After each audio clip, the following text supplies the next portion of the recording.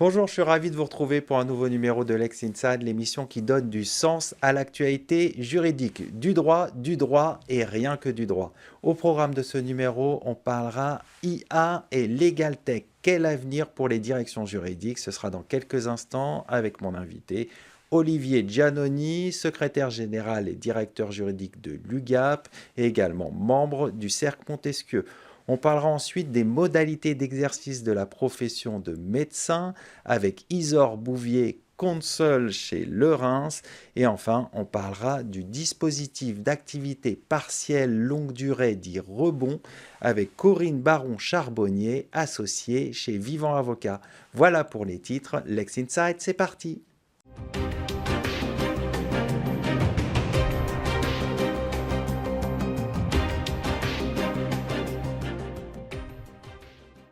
Legal Tech et intelligence artificielle, quel avenir pour les directions juridiques? On en parle tout de suite avec mon invité Olivier Giannoni, secrétaire général et directeur juridique de l'UGAP et également membre du Cercle Montesquieu. Olivier Giannoni, bonjour. Bonjour Arnaud. PricewaterhouseCoopers, le Cercle Montesquieu et France Digital ont dévoilé une étude sur l'impact de l'IA générative et des legal tech sur la transformation des directions juridiques lors du sommet pour l'action sur l'intelligence artificielle. Quelles sont les principales tendances de cette étude? Alors effectivement Arnaud, nous avons fait une étude qui a permis de recueillir 73 personnes, en réponse de 73 personnes, et qui s'est menée de décembre à janvier 2025, donc c'est une étude qui est très récente. Et ce qui en ressort, c'est finalement une leçon qu'on peut faire en une phrase, c'est que les directeurs juridiques sont persuadés à 62% qu'il va y avoir une intensification de la digitalisation, que cette intensification de la digitalisation va ajouter d'utilisation de l'IA et que l'IA va être de plus en plus utilisée dans les 12 mois à venir. Donc ce qui veut dire qu'on va sans doute avoir un changement assez rapide et assez profond des directions juridiques dans les prochains mois. Alors, changement rapide, profond. Et dans cette étude, il y a également un aperçu des domaines du droit où l'intelligence artificielle apporte une plus-value. Parmi notamment les utilisateurs actuels de l'IA générative, quels sont les domaines du droit où son utilisation s'est avérée la plus bénéfique? L'étude fait ressortir qu'il y a trois processus plus particulièrement digitalisés qui sont visés par les directeurs juridiques. La signature électronique d'une part, les contrats d'autre part, et le droit des sociétés. Après, ce qu'il faut savoir, c'est que dans ce cadre-là, vous pouvez avoir de l'IA dans certains outils, comme c'est le cas pour des recherches juridiques, ou que ça peut être de l'IA à part entière, comme par exemple ChatGPT ou Copilot.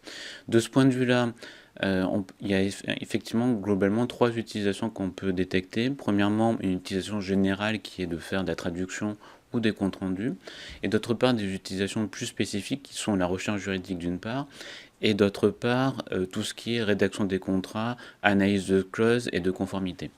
Donc, on voit déjà, il y a beaucoup d'utilisation. Et sur les domaines du droit en particulier, euh, Je suis pas sûr qu'on puisse faire un distinguo en termes de domaine du droit parce que ça touche tous les droits finalement. C'est pour ça que ce sont des outils qui vont sans doute mobiliser l'ensemble des directions juridiques. d'accord. Donc ça irrigue tous les Mm. domaines du Tout à droit fait. et pas un domaine en particulier. Il y a sur l'intelligence artificielle, on a déjà beaucoup parlé sur ce plateau, la question de la formation est particulièrement prégnante.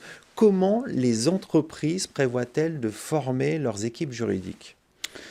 Alors, c'est vrai que la formation est importante, mais avant la formation, je dirais que le plus important, c'est de convaincre son équipe de l'intérêt de ces solutions. Ce qui veut donc dire qu'il faut, vous savez, dans une équipe, vous avez toujours trois publics. Ceux qui sont réfractaires, ceux qui sont totalement convaincus, ceux qui n'ont pas d'opinion. Donc l'idée, c'est de finalement laisser aux personnes d'utiliser la possibilité d'utiliser ces différentes solutions et de se rendre compte elles-mêmes de leur potentialité. Mais il y a quand même quelque chose qu'il faut avoir en tête, c'est que ce n'est pas un outil parfait. Il faut donc que les gens soient au courant que le résultat, c'est un résultat qui est à améliorer, c'est une assistance. C'est pas quelqu'un qui va répondre à toutes les questions liées. Donc de ce point de vue-là, je pense que la formation essentielle après avoir convaincu les équipes, c'est tout ce qui est prompt, très clairement, puisque Bien il y a savoir vraiment rédiger les bonnes tout questions à pour fait. avoir les bonnes réponses après adéquates. Exactement, puisque vous pouvez avoir la même IA, deux juristes qui ont la même formation, deux questions différentes et deux réponses différentes. Puisque l'IA, c'est une réponse statistique, c'est une probabilité de réponse par rapport à une question. C'est pas quelque chose de fixe. Donc par rapport à ça, vous avez dit qu'il faut laisser expérimenter les juristes, qu'ils fassent eux-mêmes des recherches, mais aussi, j'imagine qu'il faut quand même les accompagner dans ce processus, justement, en leur expliquant qu'il faut bien travailler les prompts notamment. Tout à fait, ce qui veut dire qu'il faut que vous ayez quelqu'un parmi vos équipes qui soit un peu plus mature sur le sujet et qui soit là un peu en grand frère pour les accompagner avec des petites équipes de préférence. Alors un autre sujet qu'aborde l'étude, c'est la question de la confidentialité et la sécurité des données, et on sait que c'est une question aussi fondamentale pour les juristes. Quelles mesures sont envisagées pour garantir la confidentialité et la sécurité des données lors de l'utilisation de l'IA générative dans les processus juridiques? Alors je vais aller de la solution la plus sûre à la solution qui pose le plus de difficultés. La solution la plus sûre, c'est quand vous avez une IA qui fait partie d'un outil. Donc l'IA va être entraînée sur les données de cet outil. Donc de ce point de vue, il n'y a pas de difficulté pour l'entreprise. C'est par exemple les IA qui permettent de faire de la recherche juridique, de documents et de décisions. Après, il y a la solution intermédiaire où vous avez développé une IA en interne. Donc vous l'avez entraînée sur les données d'entreprise et elle est stockée chez vous. Donc ça, c'est un peu la solution des entreprises qui ont un fort potentiel budgétaire et des grosses compétences techniques en interne. Donc là-dessus, il n'y a pas de difficulté puisque vos données restent en interne. Et puis il y a la solution des gens qui ont moins de ressources, qui utilisent peut-être une IA grand public type ChatGPT 3.5 qui soit librement d'accès. Et là, c'est là où il y en a plus de risques puisque fondamentalement les données que vous mettez dans vos questions ou que vous transmettez à l'IA, elles vont être réutilisées par l'IA. Et c'est là qu'il faut être vraiment le plus précautionneux. Et donc tout ce qui est données couvertes par le secret des affaires ne doit absolument pas apparaître dans les types de questions que vous mobilisez avec ces IA-là. Donc vous recommandez concrètement d'anonymiser Exactement. toutes les données. Tout à fait, c'est exactement ça. Alors, on va s'intéresser à une autre question abordée par l'étude, c'est les conséquences de l'adoption de l'IA générative sur la productivité et l'efficacité des directions juridiques. Concrètement, quel impact l'adoption de l'IA générative a eu sur la productivité et l'efficacité des directions juridiques? Alors, en premier lieu, un petit bémol, je pense qu'il n'y a pas encore beaucoup de directions juridiques qui ont adopté à grande échelle l'IA. Ça reste encore quelque chose qui est quand même sur le stade expérimental. Après, pour répondre plus particulièrement à votre question, on considère qu'il y a 20% des tâches des juristes où il y a une faible valeur ajoutée. Et je pense que c'est sur ces 20%-là qu'on va avoir des gains qui vont être de productivité et potentiellement d'avoir des informations qui soient plus précises. Après, le problème, ça va être que si vous avez des juristes qui sont déjà des bons professionnels, ils vont en devenir meilleurs, alors que des juristes qui sont moins bons risquent d'être pires, puisque finalement la question qui va se poser, ça va plus être de faire, mais de faire faire. Et dans le faire faire, ça suppose d'être en mesure de contrôler la pertinence de la réponse de l'IA, ce qui est vraiment pas évident, ce qui suppose d'avoir une bonne maîtrise de sa matière. Et ça suppose peut-être aussi de challenger aussi avec son équipe, de discuter aussi sur les réponses produites par l'IA pour améliorer aussi, ce qu'on disait tout à l'heure, les prompts et améliorer les réponses derrière. Exactement. En fait, ça vous challenge vous parce qu'il faut que vous posiez les bonnes questions. Ça suppose aussi que vous vérifiez qu'est-ce que dit l'IA, puisqu'il y a des IA qui inventent des jurisprudences, donc il faut vérifier. Et effectivement, il peut y avoir un travail au sein de l'équipe pour homogénéiser les prompts, en tirer les conséquences, et donc finalement d'acquisition en connaissance commune sur l'utilisation de l'IA. Alors on sait que sur le volet réglementaire, il y a l'IA Act, il y a un certain nombre de textes qui sont venus apporter des garde-fous pour une IA éthique plus transparente. Quelles sont les attentes des directions juridiques sur cette question? Oh, il y a une attente de clarté de la norme, effectivement être en mesure de déterminer qui est responsable dans quel cas de figure, et puis aussi une question d'utiliser des outils qui sont fiables. Et de ce point de vue-là, vous avez tout à fait raison, l'IA Act vient définir un certain nombre de choses, et c'est un texte qui est quand même très complexe. Donc je pense que on n'est pas tellement en attente de nouveaux textes. L'enjeu, ça va plutôt être d'être capable de bien assimiler et comprendre ce nouveau texte et comment il s'articule avec l'ensemble des réglementations qui existent déjà, que ce soit des réglementations sur tout ce qui est risque cyber ou les réglementations sur les données personnelles. Donc on voit qu'il y a finalement beaucoup de textes et qu'il va falloir apprendre à les articuler les uns par rapport aux autres. On va conclure là-dessus. Merci Olivier Giannoni. Je rappelle que vous êtes secrétaire général et directeur juridique de l'UGAP, également membre du Cercle Montesquieu. Merci beaucoup. Tout de suite, l'émission continue. On va parler des modalités d'exercice de la profession de médecin.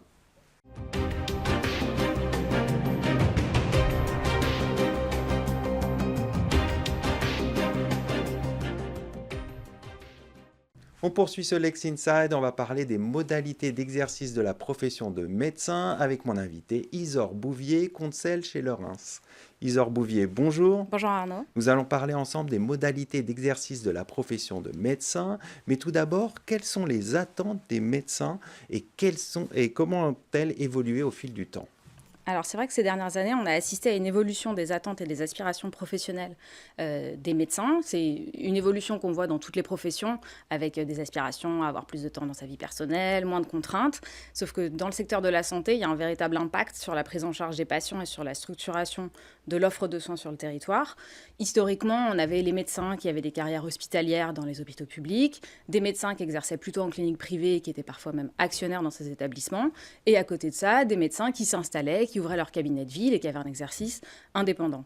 Ce qu'on constate depuis plusieurs années, c'est qu'il y a une vraie volonté des médecins de réinventer les modalités de l'exercice de leur profession en gardant un pied à l'hôpital, sans avoir les contraintes, tout ce qui est astreinte, garde, planning sur lesquels on n'a pas la main, rémunérations qui sont souvent pas très attractives, notamment dans le public, mais également dans les établissements de santé privés qui participent au service public hospitalier, avec une volonté de s'installer à titre libéral, mais sans être tout seul, donc vraiment de l'exercice en groupe. Et pour certains, qui sont de plus en plus nombreux, une volonté de s'approcher en fait du salariat, tout en étant libéraux. Donc de piocher en prenant les avantages de l'activité libérale pour certains, les avantages de l'activité salariée pour d'autres, tout en conservant une activité à l'hôpital pour partie. Donc il faut vraiment réinventer tout le modèle d'organisation, des modalités d'organisation de la santé et de l'exercice professionnel des médecins. Alors justement, dans cet exercice professionnel, vous avez évoqué l'exercice en groupe. Quels sont les avantages et les défis de l'exercice en groupe pour les médecins ? Alors, comme je vous le disais, un des avantages de l'exercice en groupe, ça va être de pouvoir recréer une forme de mini-hôpital, mais avec uniquement les avantages et pas les inconvénients. Donc, l'exercice avec des confrères, ne pas être isolé, pouvoir avoir une patientèle aussi qui soit plus conséquente, des facilités en termes de communication, de partage de moyens. Tout l'enjeu étant de pouvoir identifier pour chacun des professionnels de santé concernés quelles sont ses attentes.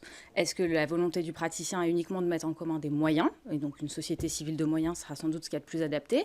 Est-ce que vous voulez mettre en commun vos honoraires pour partager le risque d'une certaine manière, avoir une forme de solidarité quand vous partez en vacances, quand vous êtes en congé maternité, avec une harmonisation des pratiques, ce qui est souvent nécessaire pour certaines professions, notamment si vous êtes radiologue, ça n'a pas de sens d'ouvrir un cabinet de radiologie tout seul. Est-ce que vous voulez mettre en place des filières de soins et on le voit de plus en plus, des parcours de soins dédiés à la santé de la femme, par exemple. Vous allez avoir des médecins, des kinés, des sages-femmes. Tout le monde exerce dans les mêmes locaux et il faut pouvoir trouver la structuration juridique la plus adaptée en trouvant les curseurs par rapport aux attentes de chacun des professionnels et par rapport aux contraintes réglementaires qui sont assez fortes. Vous ne partagez pas ce que vous voulez, surtout quand vous n'êtes pas de même spécialité et encore moins quand vous n'êtes pas du même ordre professionnel. Donc un médecin ne partage pas son chiffre d'affaires avec un kiné, même si ça serait peut-être merveilleux pour les patients. Pour l'instant, ce n'est pas possible. Donc bien réfléchir en amont comment on va s'associer, avec qui, et après voir comment les aspects juridiques, le montage le plus adéquat. Et de pouvoir identifier dès le début comment est-ce qu'on va se séparer si on veut se séparer un jour. Alors, on va aborder une autre question. Ce sont les modèles de coopération entre secteur public et privé. Quels sont les principaux modèles de coopération entre secteur public et privé dans le domaine de la santé ? Alors, dans le domaine de la santé, le premier modèle auquel on peut penser et qui répond justement à des problématiques d'attractivité pour les hôpitaux publics, qui ont donc des professionnels qui sont des praticiens hospitaliers, c'est un statut qui a été réformé il y a quelques années avec une volonté du législateur de pouvoir assouplir la faculté pour ces praticiens d'avoir une activité libérale dans l'établissement et surtout en dehors de l'établissement, avec cette problématique d'attractivité, de se dire, bon, en termes de rémunération, On ne peut pas faire grand-chose de plus que la rémunération qui est prévue, vous êtes fonctionnaire, mais vous pouvez avoir un exercice libéral à côté, éventuellement même faire des dépassements d'honoraires. Et donc là, il y a tout un montage qui existe avec une convention qui doit être acceptée par le directeur de l'établissement de santé. Vous ne faites pas ce que vous voulez non plus, il faut quand même que vous restiez à l'hôpital la majorité du temps. Et il y a des délais aussi? Et vous avez... C'est encadré par des délais? Oui, il y a des délais, effectivement. Et vous avez des coopérations qui ont été mises en place entre établissements publics et établissements privés, ou entre établissements publics et établissements publics, qui sont les groupements de coopération sanitaire. Et là, vous avez vraiment la possibilité d'avoir ce qu'on appelle des prestations médicales croisées. Donc, vous avez des praticiens hospitaliers qui vont aller exercer dans un établissement de santé privé, et réciproquement, des mises à disposition des praticiens auprès d'un autre établissement. Et pour le praticien concerné, ça présente l'avantage de se dire, je m'ouvre, je ne suis pas fermé dans mon exercice à l'hôpital public, je peux avoir une attractivité en termes de rémunération, que ce soit dans le cadre de ce GCS ou de conventions de partenariat qui sont mises en place entre les établissements. Vous avez l'activité d'intérêt général. Donc là, c'est vraiment de la technique juridique. Ce qu'il faut retenir, c'est qu'on peut faire du sur-mesure avec les outils juridiques qui existent déjà, mais qui sont sans doute assez méconnus des directeurs d'établissement et des professionnels de santé eux-mêmes. Et c'est quelque chose qui fonctionne bien? C'est quelque chose qui fonctionne bien, sous la réserve qui est qu'en réalité, dans l'application qui est faite des textes, les textes n'ont pas forcément été pensés jusqu'au bout dans leur mise en œuvre. Sur l'activité d'intérêt général, par exemple, il y a un vrai sujet sur la qualification de la relation avec l'établissement dans lequel le praticien va intervenir. Sur l'activité libérale, vous avez un impact de cotisation retraite quand vous êtes praticien hospitalier et que vous avez une activité libérale en dehors. Vous avez une sorte de décote sur vos cotisations. Vous pouvez avoir le conseil de l'ordre des médecins qui va vous autoriser à avoir une activité libérale en dehors de l'hôpital, mais vous dire que vous n'avez pas le droit de le faire si c'est sous forme de société d'exercice libéral, avec à chaque fois la possibilité d'aller négocier, d'aller expliquer que si on est dans les clous. Mais la réglementation existe, mais elle est imparfaite dans ses modalités d'application. Donc il y a vraiment un travail de pédagogie à faire auprès des principaux intéressés, mais aussi de tous les opérateurs du secteur, tous les intervenants, les tutelles, sur... L'objectif, c'est que tout le monde soit satisfait dans une optique de prise en charge de qualité pour les patients et de pouvoir répondre aux besoins sanitaires. Donc, essayez peut-être de passer, d'avoir une sorte de lobbying actif pour que le législateur se saisisse de ces questions et assouplisse après un certain nombre d'éléments. Mais c'est ce que font déjà les intervenants, que ce soit les directeurs d'établissements de santé qui peuvent solliciter des rendez-vous auprès de l'agence régionale de santé pour expliquer leurs problématiques d'attractivité. Comment est-ce qu'en restant dans les clous de la réglementation, notamment de la loi RIST qui est venue encadrer le recrutement des praticiens contractuels et leur rémunération, comment est-ce qu'on peut trouver des ajustements? Les praticiens, eux, ils peuvent prendre leur bâton de pèlerin et aller voir le conseil départemental de l'ordre des médecins pour expliquer la spécificité de leur situation et en quoi cet exercice mixte, donc de conserver une activité à l'hôpital tout en ayant une activité en qualité d'associé dans une structure d'exercice qui regroupe d'autres médecins, ça a du sens et c'est dans l'intérêt de la bonne prise en charge des patients sur le territoire. Ça, c'est des choses... Donc il y a déjà des leviers. Il y a déjà des leviers, mais dont... Il faut vraiment se saisir pour pouvoir les mettre en œuvre de manière plus efficiente. On va aller un peu plus loin. Donc, on a vu les avantages justement de l'exercice public-privé. Est-ce qu'il n'y a pas des nouveaux modèles à inventer pour le futur? Alors, comme je vous le disais, je pense qu'avec les outils juridiques déjà existants, il y a plein de choses à faire en les mettant véritablement en œuvre. Ensuite, si on devait inventer des nouveaux modèles, je pense qu'il faudrait se tourner vers un assouplissement des modalités d'exercice des médecins sous forme de salariat. Parce que pour l'instant, vous avez une réglementation qui est extrêmement contraignante, qui interdit à une société commerciale type SAS, n'importe quoi, mais qui n'est pas un établissement de santé ni un centre de santé, de salarier des médecins.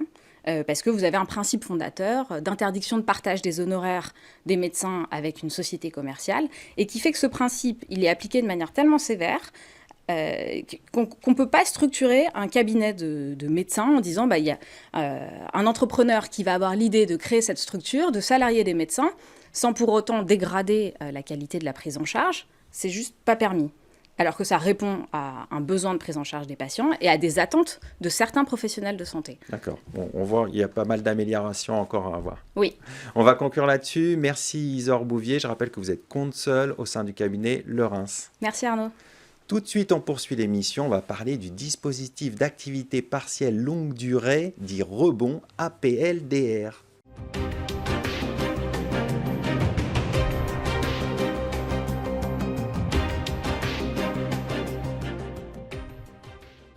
On poursuit ce Lex Inside, on va parler du dispositif d'activité partielle longue durée dit rebond, APLDR, avec mon invité Corinne Baron-Charbonnier, associée chez Vivant Avocat. Corinne Baron-Charbonnier, bonjour. Bonjour Arnaud. Le gouvernement français a récemment adopté un nouveau dispositif appelé activité partielle longue durée dit rebond, APLDR, pour soutenir les entreprises. Pourquoi ce nouveau dispositif? Alors, c'est une bonne question pour commencer parce qu'on a connu plusieurs dispositifs d'activité partielle. L'activité partielle classique de droit commun, ce qu'on connaît sous l'appellation chômage partiel, qui était mis en place pour soutenir les entreprises qui connaissent des difficultés exceptionnelles de courte durée. Par exemple, une entreprise peut être confrontée à des sinistres, des intempéries, des difficultés d'approvisionnement ou des restructurations de courte durée. L'employeur, dans ces conditions, va devoir baisser la durée du travail, voire fermer temporairement l'entreprise pour faire face à ces difficultés. Donc, l'objectif de ce dispositif, et de façon générale des dispositifs d'activité partielle, va être de pouvoir compenser partiellement la perte de salaire des salariés qui vont être confrontés à une fermeture de l'entreprise, la baisse d'activité, moyennant indemnisation qui va être en partie prise en charge par l'État.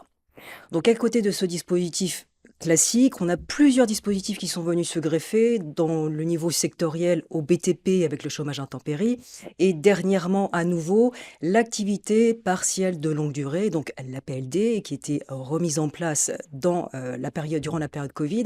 Donc, période où les entreprises ont connu une forte baisse d'activité, il y avait besoin de revoir le dispositif d'activité partielle classique pour avoir une aide plus longue, avec une meilleure prise en charge de l'État, parce que les entreprises étaient confrontées à des difficultés durables, qui ne remettaient pas en cause leur pérennité. On a toujours un avenir qui est assuré pour ces entreprises. Donc l'idée était que l'État puisse prendre une part plus importante de l'indemnisation des salariés, pour pouvoir les aider aussi en contrepartie à être formés et assurer une meilleure performance des salariés et relancer également l'adaptabilité de leurs compétences. Alors, dans ce décor, pourquoi est-ce qu'on a décidé de mettre en place ce nouveau dispositif d'activité partielle de longue durée, l'APLDR? Tout simplement parce que l'APLD Covid, donc le dispositif que je viens de décrire, les entreprises ne peuvent plus y rentrer depuis le 1er janvier 2023. Et c'est un dispositif, en cas de crise économique, pour cette crise sanitaire très importante, qui s'est avéré efficace pour l'emploi d'une part, et deuxièmement pour freiner également les licenciements économiques, et puis aussi parce que depuis 2024, on a connu une conjoncture économique Bien sûr. très dégradée. Donc d'où la mise en place de ce dispositif d'APLD rebond qui vise donc les entreprises qui connaissent des difficultés ponctuelles, baisse d'activité, mais ça ne remet pas en cause leur pérennité. Alors concrètement, comment mettons en place ce dispositif APLDR? Par décision qui est prise au sein de l'entreprise et qui devra être validée, homologuée par l'administration du travail. Donc on a deux modes de mise en place de la PLDR, déjà par accord d'établissement, d'entreprise ou de groupe, qui va être validé par l'administration sous 15 jours, et deuxièmement par décision unilatérale de l'employeur, moyennant que le dispositif d'activité partielle soit prévu au niveau de la branche. Ça, c'est une condition qui D'accord. est importante et qui devra être, ce document unilatéral, ensuite homologué par l'administration du travail sous 15 jours. Alors, la rédaction du document va devoir être très soignée et puis on attend l'employeur sur ses engagements en matière d'emploi et de formation. Donc, soigner pourquoi? Parce qu'on doit prévoir les conditions obligatoires, donc quelle va être la durée de l'accord, les salariés, les activités qui sont visées, aussi également les heures qui vont donner lieu à indemnisation et puis surtout donc les engagements en matière de formation qui va être le point plus particulièrement regardé par l'administration du travail. Si les engagements ne sont pas respectés, en principe, l'administration va pouvoir demander le remboursement des allocations qui sont données à l'entreprise. D'accord. Donc attention à bien rédiger Oui. avec ce que venez d'indiquer. Autre point important, vous avez souligné plusieurs dispositifs d'activité Oui. partielle. Quelles sont les principales différences entre ces dispositifs d'activité partielle longue durée? Alors, il va y en avoir assez peu avec l'activité partielle de longue durée Covid, que j'avais décrit au début d'intervention. Pourquoi? Parce qu'il s'inscrit dans la droite ligne de ce dispositif et en revanche beaucoup plus avec l'activité partielle classique qui existe toujours, D'accord. le chômage partiel. Alors, les principales différences vont concerner les conditions d'indemnisation des salariés et des entreprises. Pourquoi? Parce que dans le chômage partiel classique, le salarié va percevoir sur les heures où il ne travaille pas 60% de son salaire horaire brut, alors que en cas d'APLD, il va percevoir jusqu'à 70% de son salaire brut.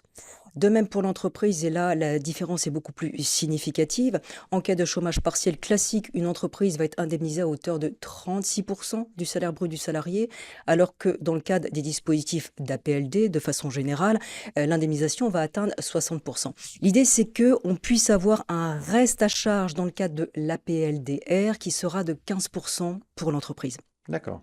Ça, c'est la différence principale. Après, deux autres différences principales, bien sûr, la durée, puisque le chômage partiel classique, pardon, c'est un dispositif qui était assez court. On avait une autorisation de travail, de recours au chômage partiel qui était pour 3 mois, sur une durée maximum de 6 mois, sur une période d'1 an, alors que l'APLD, là, je cite plutôt l'activité partielle Covid, puisqu'on n'a pas, on attend encore des précisions gouvernementales par décret sur les durées qui seront mises en place pour la PLDR. Pour la PLD Covid, on était sur une aide de 6 mois, renouvelable jusqu'à 3 ans sur une période de 4 ans. Donc l'aide était beaucoup plus conséquente. Et enfin, dernière différence significative, ce sont les engagements qui sont pris par l'employeur. On n'attend pas d'engagement spécifique de l'entreprise en matière de formation dans le cadre du chômage partiel classique. Là, en cas d'APLDR, on attend vraiment des engagements forts, significatifs de l'entreprise en matière de formation. Alors, allons un peu plus loin sur l'APLDR. Est-ce qu'on a une idée sur les secteurs qui seraient plus concernés par ce dispositif? Oui, alors on pense en premier au secteur industriel, qui est le premier concerné. Je dis le premier concerné parce que le dispositif d'APLDR a été mis en place au moment où Michel Barnier a présenté le plan Ambition pour l'industrie. Donc c'est ce plan qui a impulsé l'APLDR. L'idée était de venir en aide aux entreprises industrielles pour aider l'adaptation des compétences des salariés. Quand l'activité subit une baisse durable, dans ces conditions, on incite le recours à l'activité partielle de longue durée. Donc c'était déjà bien pensé à la fin du quatrième trimestre 2024. Alors pour finir, comment ce dispositif APLDR s'inscrit-il dans la stratégie gouvernementale? Alors, il faut bien comprendre que la stratégie gouvernementale du gouvernement actuel, comme des gouvernements précédents, est d'abord une stratégie d'engagement pour le développement des compétences et de l'emploi. Donc, stratégie d'engagement pour le développement des compétences et de l'emploi qui passe également par un développement des formations et un accompagnement des entreprises vers la transition professionnelle des salariés, les transitions également écologiques et numériques qu'on connaît bien actuellement. L'idée est de pouvoir aider les entreprises à monter en compétences pour ensuite avoir une meilleure compétitivité. Le dispositif d'APLDR a été adopté dans le cadre de la loi de finances pour 2025, auquel est annexé un projet annuel de performance dont l'axe prioritaire est d'aider cette transition professionnelle. Et ça passe par quoi? Aider dans la transition professionnelle par deux axes qui ont été présentés dans ce projet.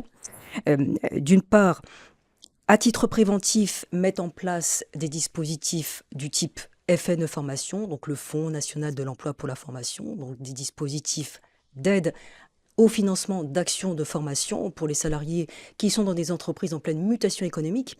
Et deuxièmement, lorsque les difficultés se concrétisent plus, faire appel à l'APLDR avec encore une fois deux objectifs principaux, que les entreprises s'engagent bien sur des actions de formation et deuxièmement, cibler l'action publique, donc c'est-à-dire l'aide de l'État aux entreprises pour accélérer la compétitivité. On va conclure là-dessus. Merci Corinne Baron-Charbonnier. Je rappelle que vous Merci. êtes associée au sein du cabinet Vivant Avocat. Merci de m'avoir reçu. C'est le moment de se quitter. Merci pour votre fidélité. Restez curieux et informés. À très bientôt sur Be Smart for Change.